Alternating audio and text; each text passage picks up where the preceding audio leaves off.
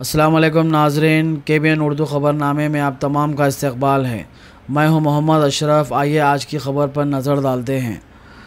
कांग्रेस सदर राहुल गांधी आज तेलंगाना के दौरे के मौके पर हैदराबाद में चारमीनार का भी दौरा किया।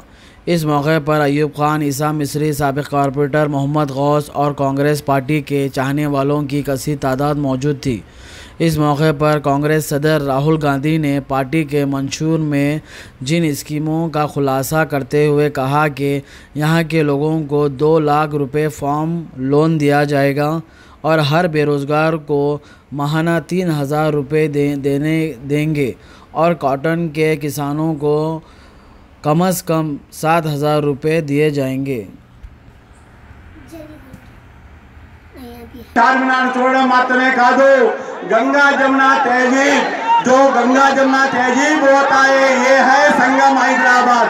ये संगम ये ऐतिहासिक चारमीनार पे आपका स्वागत है।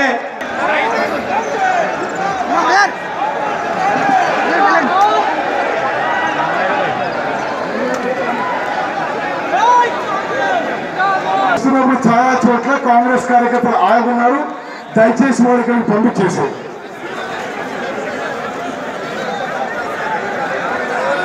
కోసం ఇబ్బంది పడుతున్నారు.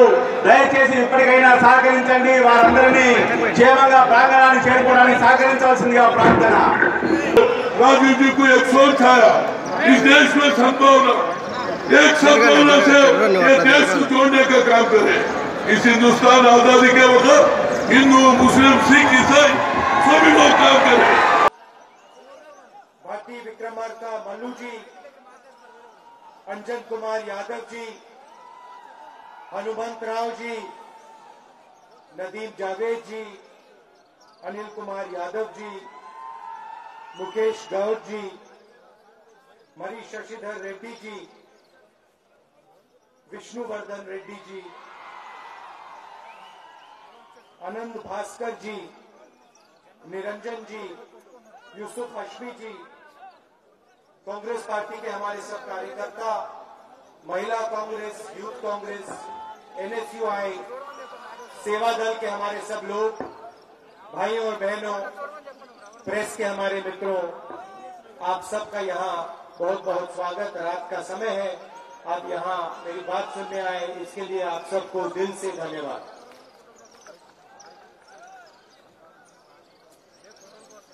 रुसैया जी को मैं बधाई देना चाहता हूं। उनको आज अपने काम के लिए, विचारधारा के लिए, सोच के लिए सद्भावना अवार्ड मिला है। तो शुरुआत में ही मैं आपका बहुत बहुत धन्यवाद और आपको मैं बधाई देना चाहता हूं।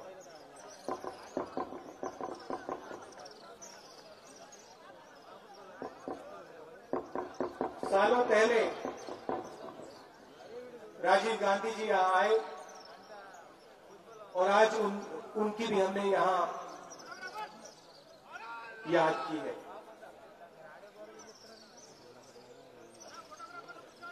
राजीव गांधी जी हो, बाकी कांग्रेस पार्टी के हमारे नेता हो, चाहे वो महात्मा गांधी हो, जवाहरलाल नेहरू हो, सरदार पटेल जी हो, सबने इस देश को जोड़ने का काम किया है, सबको एक साथ लाने का काम किया है। अंग्रेजों से जब लड़ाई हो रही थी तो ये सवाल नहीं था कि व्यक्ति कौन सी जात का है, कौन से धर्म का है, महिला है या पुरुष है, बुजुर्ग है या जवान है। अंग्रेजों के खिलाफ पूरा का पूरा हिंदुस्तान एक साथ खड़ा था। उस समय कोई सवाल नहीं पूछता था ये कौन सी जात का है, कौन से धर्म का है। उस लड़ाई के बाद हिंदुस्तान को अपना कॉन्स्टिट्यूशन मिला और कॉन्स्टिट्यूशन में साफ लिखा हुआ है कि इस देश के हर एक व्यक्ति को इस देश में शांति से, प्यार से जीने का अधिकार है। कॉन्स्टिट्यूशन में लिखा है कि अगर व्यक्ति हिंदुस्तानी है, चाहे वो किसी भी धर्म का हो, किसी भी जात का हो, किसी भी प्रदेश का हो, महिला हो, पुरुष हो, बुजुर्ग हो, जवान हो, किसी भी डिस्ट्रिक्ट का हो, हर एक व्यक्ति को शांति और भाईचारे से रहने का अधिकार है। यह पूरे हिंदुस्तान की जनता का हक है। और आज हिंदुस्तान में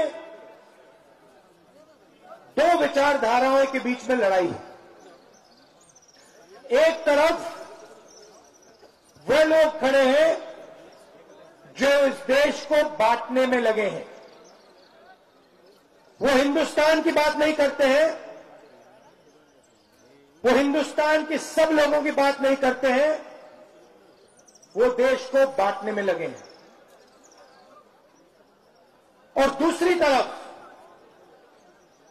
वो लोग खड़े हैं जो देश को जोड़ने का काम कर रहे हैं। एक विचारधारा नफरत की विचारधारा, दूसरी विचारधारा प्रेम की, प्यार की विचारधारा। इन दोनों के बीच में लड़ाई।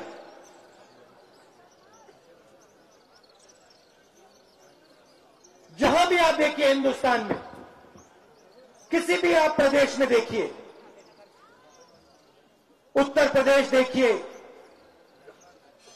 राजस्थान देखिए, मध्य प्रदेश, छत्तीसगढ़, तमिलनाडु, पूरे देश में लोग घबराए हुए हैं।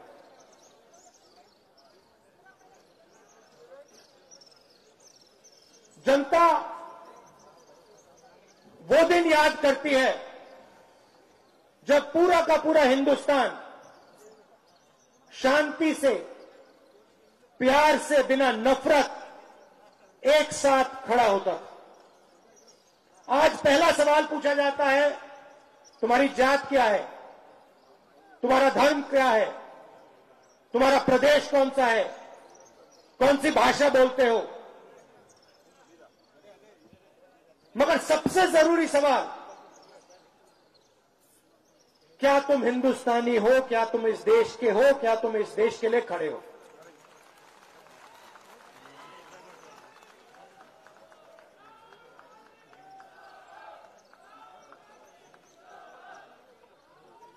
चाहे वो रोहित वेमुला हो, चाहे वो दलित हो, आदिवासी हो, मुसलमान हो,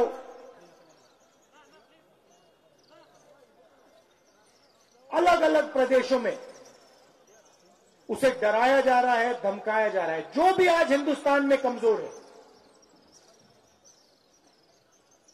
चाहे वो महिला हो, आज के हिंदुस्तान में महिला बाहर निकलने से डरती है। पता नहीं क्या हो जाएगा। इसका कारण है, इसका कारण है कि आज प्रधानमंत्री जी पहली बार हिंदुस्तान के इतिहास में प्रधानमंत्री देश को बांटने का काम करता है, नफरत फैलाता है। और एक तरफ प्रधानमंत्री जी हैं और दूसरी तरफ उनके समर्थक।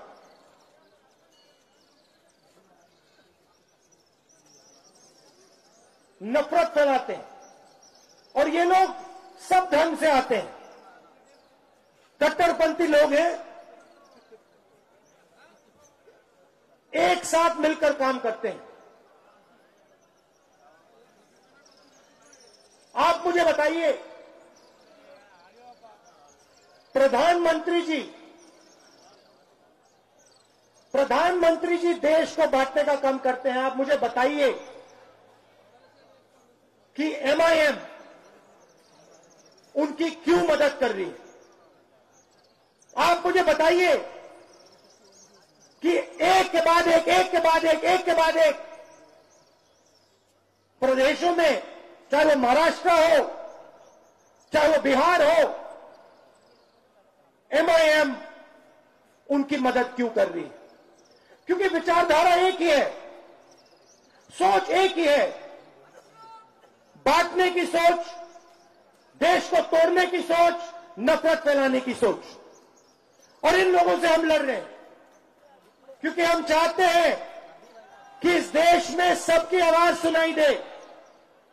हम चाहते हैं कि इस देश में कोई ना डरे, इस देश में हर व्यक्ति को लगे कि ये देश किसी जात का, किसी धर्म का, किसी प्रदेश का नहीं है, ये देश हिंदुस्तान है और ये सबका है। और फायदा किसको होता है? फायदा, आप मुझे एक और सवाल का जवाब दीजिए। पार्लियामेंट हाउस में पूरी दुनिया कहती है कि नोटबंदी से बड़ी गलती कोई नहीं हुई है हिंदुस्तान में। दुनिया के सब इकोनॉमिस्ट कहते हैं नोटबंदी पागलपन था। यहां पे छोटे दुकानदार हैं, आप किसी के पास चले जाइए, हैदराबाद के किसी भी छोटे बिजनेसमैन के पास चले जाइए, मिडिल साइज बिजनेसमैन के पास चले जाइए और उससे पूछिए, भैया एक बात बताओ, नोटबंदी से तुम्हारा कितना नुकसान हुआ? और सब के सब आपको बताएंगे हम बर्बाद हो गए। प्रधानमंत्री कहते हैं काले धन के खिलाफ लड़ाई है। पूरे हिंदुस्तान को लाइन में खड़ा किया, सब जात के लोग थे उसमें, सब धर्म के लोग थे, महिला पुरुष सब थे, बुजुर्ग युवा सब थे, पूरा हिंदुस्तान खड़ा हुआ।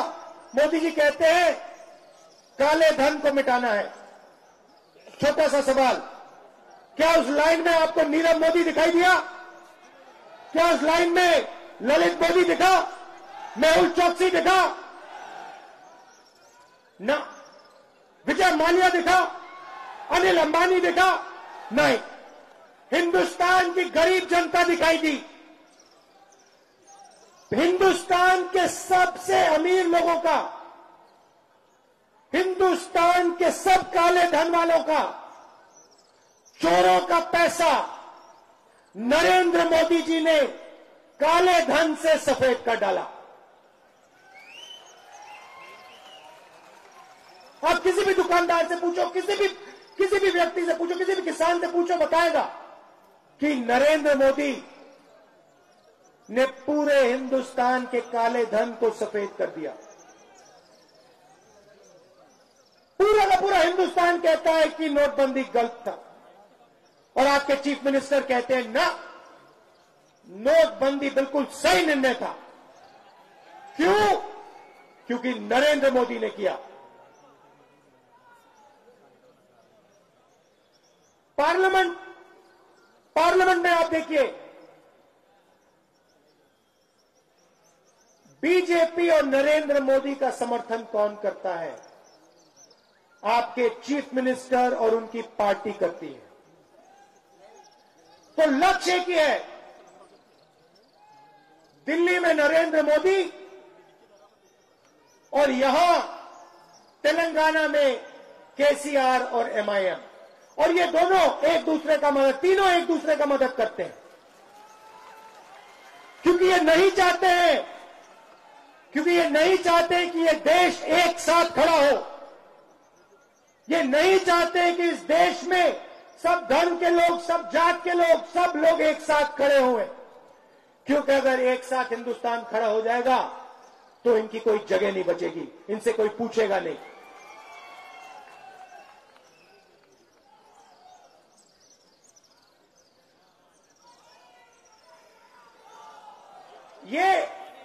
ये सच्चाई है। तेलंगाना बना और पूरे प्रदेश ने एक सपना देखा था। पूरे प्रदेश ने सोचा था कि एक नए प्रकार से यहां पे काम होगा, भाईचारे के साथ, प्यार के साथ, बिना भ्रष्टाचार विकास होगा। यहां पे जो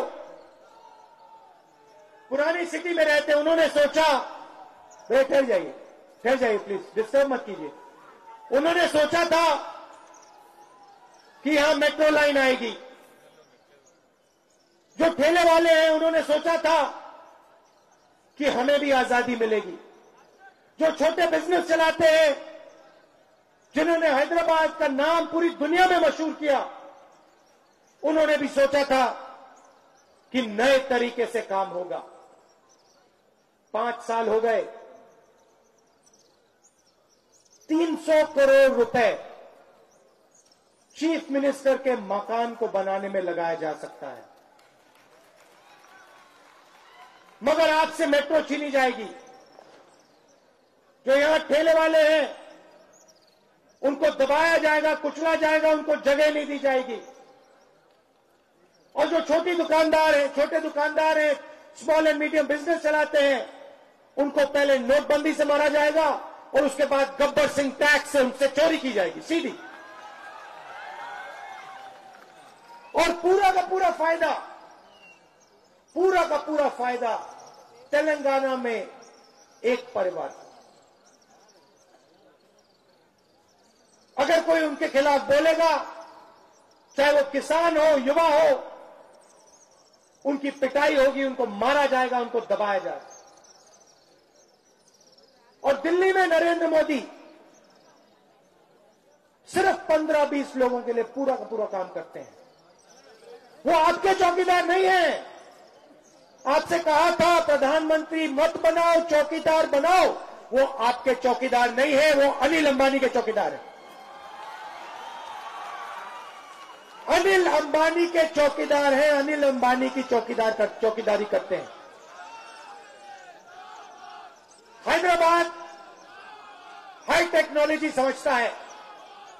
हैदराबाद ने पूरी दुनिया को हाई टेक्नोलॉजी के बारे में समझाया। हिंदुस्तान की एयरफोर्स को हवाई जहाज खरीदना था। यूपीए सरकार ने contract Hindustan aeronautical limited company, सरकारी कंपनी को दिया। फ्रांस की कंपनी ने टेक्नोलॉजी ट्रांसफर करना था, बेंगलोर में हवाई जहाज बनता। तेलंगाना के युवाओं को एचएएल में रोजगार मिलता। एरोनॉटिकल इंजीनियर्स को, मैकेनिकल इंजीनियर्स को, फ्लूइड इंजीनियर्स को, सिस्टम्स इंजीनियर्स को, हजारों युवाओं को रोजगार मिलता। एचएएल 70 साल से हवाई जहाज बना रहा है। चाहे वो नैट हवाई जहाज हो, मिग हवाई जहाज हो, सुखोई, जैगुआर, नाम लीजिए, एचएएल ने बनाया। 70 साल से एचएएल पर 1 रुपया का कर्जा नहीं है। उल्टा एचएएल ने हिंदुस्तान की सरकार को 3000 करोड़ रुपए लौटाया।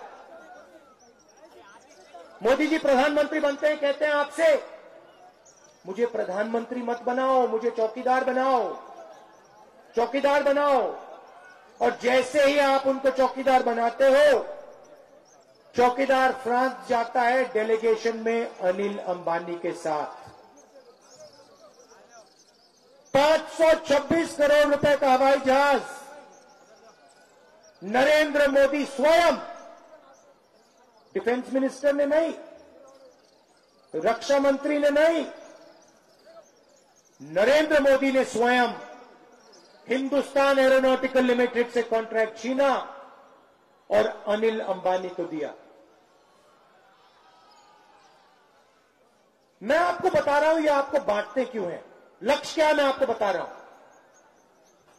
आपको वो लड़ाते हैं और फिर आपका ही पैसा लेकर अनिल अंबानी जैसे लोगों को देते हैं। मगर मैं थोड़ी गहराई में आपको आज बताना चाह रहा हूं। अनिल अंबानी पर 45,000 करोड़ रुपए का कर्जा, पैसा कहां से आया? सरकारी बैंक से। सरकारी बैंक में किसका पैसा? आपका पैसा। कहां से आया? नोटबंदी से आया, गब्बर सिंह टैक्स से आया। अनिल अंबानी ने पूरी जिंदगी में हवाई जहाज नहीं बनाया। वो छोड़िए, जिस कंपनी को नरेंद्र मोदी जी ने कॉन्ट्रैक्ट दिलवाया, वो कंपनी अनिल अंबानी ने कॉन्ट्रैक्ट मिलने से 10 दिन पहले खोली। फ्रांस का राष्ट्रपति कहता है हिंदुस्तान का चौकीदार चोर है। फ्रांस का राष्ट्रपति कहता है, इतिहास में पहले नहीं हुआ कि फ्रांस का राष्ट्रपति कहता है हिंदुस्तान का चौकीदार चोर है। भाइयों और बहनों, 30,000 करोड़ रुपए नरेंद्र मोदी जी ने अनिल अंबानी की जेब में डाले। कैसे डाले? फ्रांस के राष्ट्रपति को कहा, देखो 526 करोड़ रुपए का हवाई जहाज 1600 करोड़ रुपए में हिंदुस्तान खरीदेगा। कॉन्ट्रैक्ट अनिल अंबानी को ही मिलेगा। फ्रांस के राष्ट्रपति को हिंदुस्तान के प्रधानमंत्री ने बताया कि कॉन्ट्रैक्ट अनिल अंबानी को जाएगा और किसी को नहीं। राहुल गांधी नहीं कह रहा है, फ्रांस के राष्ट्रपति हॉलैंड ने बात बोली है। 30,000 करोड़ रुपए आपका, 30,000 करोड़ रुपए से यहां मेट्रो बन जाती। 30,000 करोड़ रुपए से तेलंगाना का किसान का कर्जा माफ हो जाता। 30,000 करोड़ रुपए से आपके बच्चों को शिक्षा मिल जाती। हजारों लोगों का इलाज हो जाता। मगर ना, आपको लड़ाएंगे, आपको बांटेंगे और फिर आपके पैसे को लेकर विजय माल्या 9,000 करोड़ रुपए, मेहुल चोकसी 35,000 करोड़ रुपए, नीरव मोदी 35,000 करोड़ रुपए, ललित मोदी, अनिल अंबानी 30,000 करोड़ रुपए। यह है हिंदुस्तान की सच्चाई। भाइयों और बहनों, ये लोग मित्र हैं, ये लोग एक साथ काम करते हैं, आपको लड़ाते हैं, देश में आग जलाते हैं, नफरत फैलाते हैं और फिर आपका पैसा लेकर अपने 15-20 मित्रों को पहुंचाते हैं। ये देश की सच्चाई है। दूसरी तरफ कांग्रेस पार्टी खड़ी है।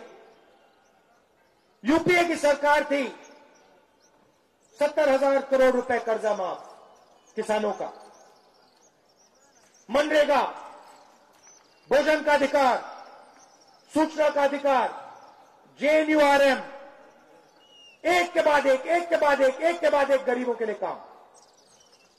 यहां पे जो ठेले वाले हैं, आपके लिए हम कानून लाए कि पूरे हिंदुस्तान में हर शहर में आपको जगह मिली। जो पुलिस वालों का दबाव है वो आपसे उतरे। कानून लाया, उसको लागू नहीं किया। दिल्ली में नरेंद्र मोदी जी ने खत्म किया और यहां तेलंगाना में आपके चीफ मिनिस्टर ने। तो एक ही पार्टी है जो हिंदुस्तान को जोड़ती है, सबको एक साथ लाती है, प्यार की बात करती है। आप याद रखिए, नरेंद्र मोदी जी 70 साल की बात करते हैं। वीर सावरकर जी की फोटो उन्होंने पार्लियामेंट हाउस में लगाई है। नाम रखा है वीर सावरकर। मगर जब अंग्रेज इस देश में थे, गांधी जी जेल में थे, कांग्रेस के सब नेता जेल में बैठे थे, तो वीर सावरकर ने अंग्रेजों को चिट्ठी लिखी। भाई और बहनों, वो वीर नहीं थे, सावरकर ने अंग्रेजों को चिट्ठी लिखी। चिट्ठी में उन्होंने लिखा कि आप मुझसे जो भी चाहते हो मैं करने को तैयार हूं, मैं आपसे माफी मांगता हूं, मैं राजनीति नहीं करूंगा, मगर मुझे जेल से निकाल दो। मैं हाथ जोड़कर पैर पकड़ता हूं आपके, अंग्रेजों के, कि आप मुझे जेल से निकाल दो। दूसरी तरफ महात्मा गांधी, जवाहरलाल नेहरू, अंबेडकर, सरदार पटेल एक के बाद एक हिंदुस्तान के लिए लड़ रहे थे। प्रधानमंत्री खड़ा होता है, मैंने देखा 15 अगस्त को खड़ा होता है, लाल किले में खड़ा होता है, कहता है मेरे आने से पहले हाथी सो रहा था, मेरे आने से पहले हाथी सो रहा था। देखो कितना घमंड है व्यक्ति में। मेरे आने से पहले हिंदुस्तान सो रहा था, मेरे आने से पहले किसान सो रहा था, मेरे आने से पहले मजदूर सो रहा था, मेरे आने से पहले युवा सो रहा था, मेरे आने से पहले बहनें और माताएं सो रही थी, मेरे आने से पहले ब्यूरोक्रेट्स ने कुछ नहीं किया, मेरे आने से मेरे आने से मेरे आने से देश का अपमान करता है। लाल किले पे खड़े होके आपके माता पिता नाना नानी दादा दादी का अपमान करता है, हिंदुस्तान के किसानों का अपमान करता है, हिंदुस्तानों को युवाओं का अपमान करता है। यह है इनकी विचारधारा। मेरे आने से पहले कुछ नहीं हुआ।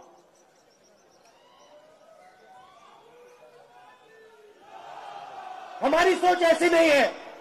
मैं आपको इस स्टेज से कहता हूं, मैं आपको इस स्टेज से कहता हूं, देखो सुनो अच्छी तरह, इस देश को कांग्रेस पार्टी ने नहीं बनाया, इस देश को कांग्रेस पार्टी के नेताओं ने नहीं बनाया, इस देश को इस देश की जनता ने बनाया है, इस देश के किसान ने, इस देश के मजदूर ने, इस देश के छोटे दुकानदार ने।